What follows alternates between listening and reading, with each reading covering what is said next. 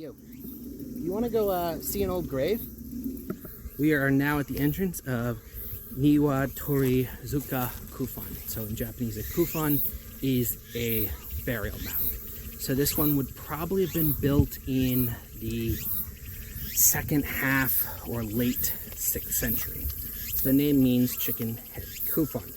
Now the reason for the name is that when they were doing archaeological work here, they found lots of haniwa. So haniwa, this is haniwa, are these clay statues, burial figures. And this location had lots of chickens. So they were arranged, boys, women, cows, chickens. Here's the burial mound, which is actually what we're going to go into next. So just a quick little walk through here.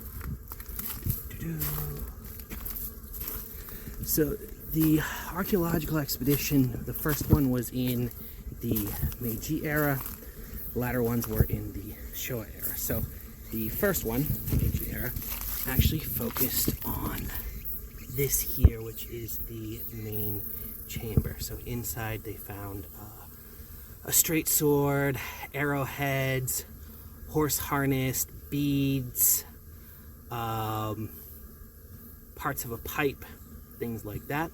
And it was actually the later expeditions that looked around this area. Well, now this is someone's house.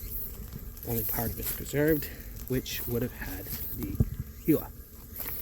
And in fact, if you look right here, you can see a replica of the chicken head haniwa. The actual real ones are at a museum in Tokyo.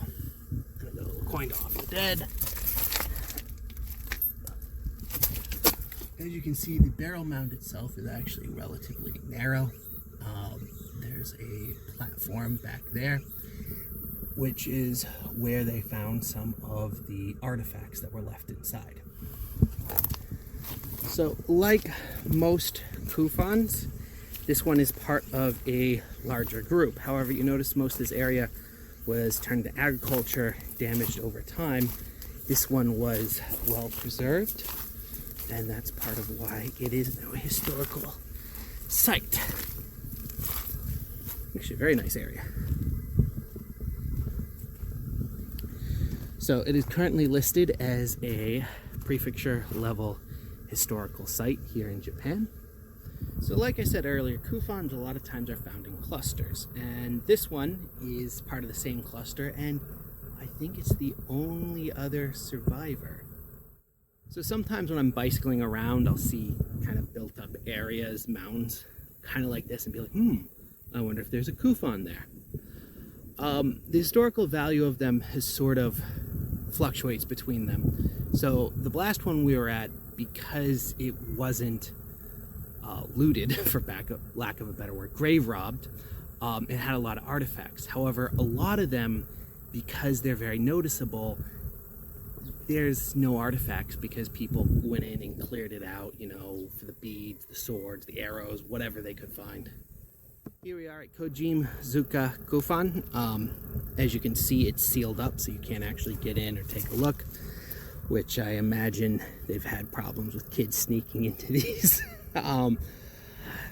So I think that this one is a municipal level historical site, not a prefectural level. If I'm wrong, I will put that in the video somewhere. Just looking around, it's basically just in the middle of a rice field. Not an uncommon setup for a lot of kofuns. You can see this is where the entrance was. Cap over there, and it's basically been capped.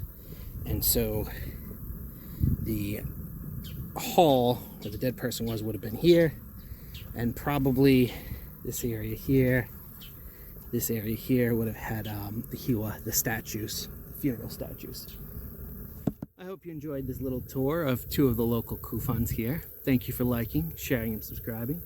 Why don't you go down to the comment section and tell me about some interesting burial sites that you have been to, and I will see you in my next adventure.